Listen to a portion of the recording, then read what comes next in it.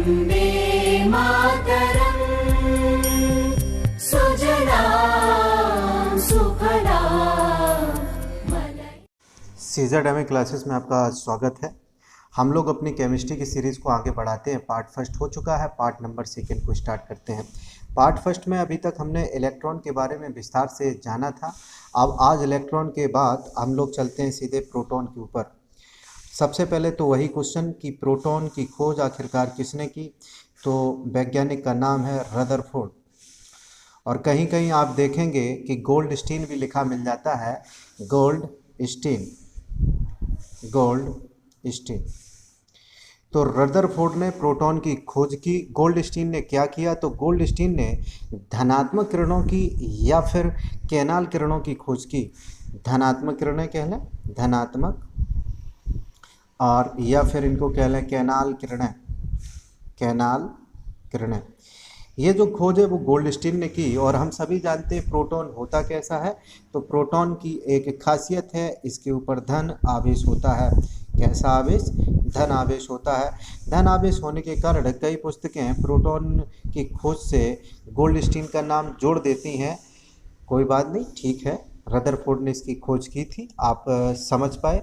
Gold Stein ने कब क्या किया, कैनाल किरणों को आखिरकार कैसे खोजा, तो वो हम आपको बता देते हैं। बात है सन 1886 की।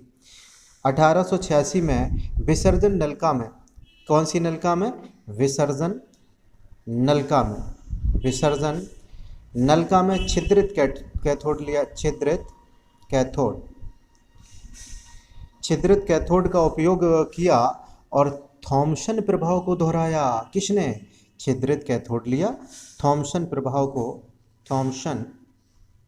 प्रयोग को दोहराते हुए, किसने दोहराया होगा, तो गोल्ड स्टीन की हम लोग बात कर रहे हैं। दोहराते हुए एनोड किरणों के बनने का विश्लेषण किया, यानी कि जानकारी जुटाई। थॉमसन ने क्या किया, तो छिद्रित कैथोड लिया, थॉमसन प्रयोग को दोहराया गोल्ड स्टीन ने। अब गोल्ड स्टीन ने दोहराते हुए क्या किया, एनोड किरणों के, किसके? एनोड, आप जानते हैं कैथोड सिरा होता है और एक एनोड सिरा होता है। एनोड किरणों के बनने का विश्लेषण किया। अब जब एनोड किरणें बन गई तो इन्हीं किरणों को कैनाल किरणें, कौन सी किरणें, तो कैनाल किरणें, जो ऊपर हमने लिखा है कैनाल किरणें या धन किरणें कहा गया। अब जान लेते हैं कि आखिरकार एनोड किरणों के गुण क्या क्या होते हैं। यहाँ हम लिखते हैं एनोड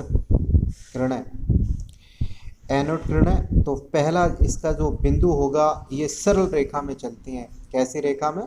सरल रेखा में। दूसरा जो इसका पॉइंट होगा, एनोड किरणें द्रव्यमान कणों से बनती हैं। कौन से कणों से? द्रव्यमान कणों से बनती हैं। अब थर्ड इसका है, एनोड किरणें धनात्मक होती हैं। ये हम और आप सभी अच्छे से जानते हैं। एनोड किरणें कैसी होती हैं? धनात्मक होती हैं। ये कोई बताने वाली बात रह नहीं जाती है जब हम लोग धन किरणें पढ़ रहे हैं। अब और कुछ बात इसमें महत्वपूर्ण है, हाँ बहुत सारी बातें अभी महत्वपूर्ण हैं जो बाकी हैं। चौथे नंबर की बात जान लेते हैं, एनोड किरणें क्या बाह्य चुंबकीय क्षेत्र द्वारा विक्षेपित होती हैं?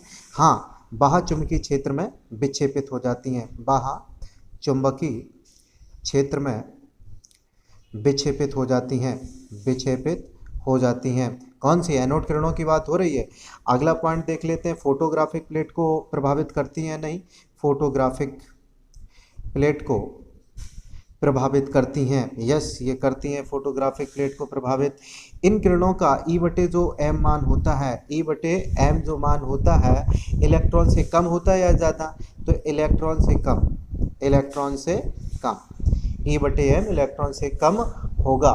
अब एक और सातवां पॉइंट जान लेते हैं, ये किरणें ZNS पर्दे पर क्या करेंगी, तो ZNS अगर पर्दे की बात करें तो ये किरणें ZNS पर्दे पर प्रकाश की चमक उत्पन्न करती हैं। पर्दे पर प्रकाश की चमक उत्पन्न करती हैं। ठीक है, आप समझ गए होंगे। तो ये महत्वपूर्ण बातें हमने जानी प्रोटॉन से संबंधित। अब हम देख लेते हैं न्यूट्रॉन को। तो न्यूट्रॉन हम लोग लिख लेते हैं न्यूट्रॉन।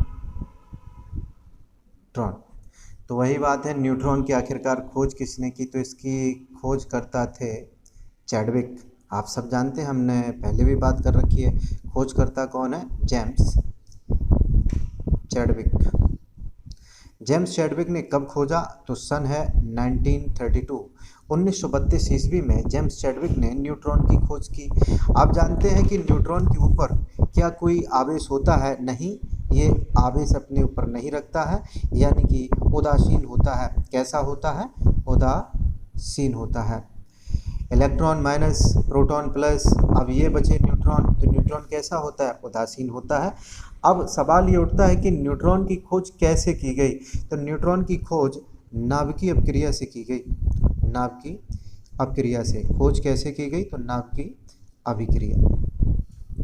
नाभिकीय अपक्रिया हम एक आध लिखे देते हैं, तो 4p9 + 2He4 ये टूटता है 6C12 + 0N1। आप जान गए, ये लिखा है।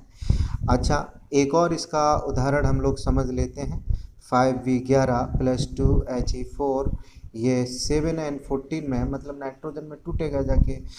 देख लेते हैं कि इक्वेशन जो है वो सही है या गलत है। तो नीचे परमाणु क्रमांक पे आते हैं, 4 और 2 6, ये यहाँ देखिए 6 + 0 टोटल 6 हुआ। अब ऊपर देख लेते हैं, 9 और 4 13, 12 और 1 इधर कितना हो गया? 13। ऐसे इधर चेक कर लेते हैं, 5 और 2 7, 7 है परमाणु क्रमांक। परमाणु भार में देख लेते हैं, 11 और 4 15, 14 और 1 15। तो इस प्रक्रिया से हम लोगों ने जाना किसको? न्यूट्रॉन की खोज को जाना।